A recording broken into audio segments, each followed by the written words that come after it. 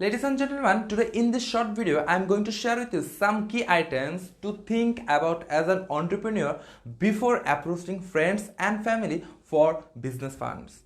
Friends and family members may want to support your business by lending or gifting funds to you. In some cases, friends or family may want to invest or purchase an ownership interest in the business venture.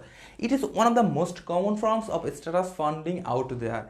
You are so close with friends and family members, so you should not afraid to ask for business fund, but carefully. You should ask for money without hesitations, but the way should be very polite and careful.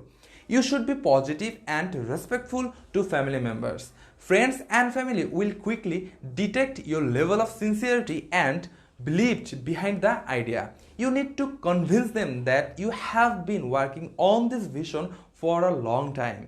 Be honest with family members and friends about the natural risks of startups.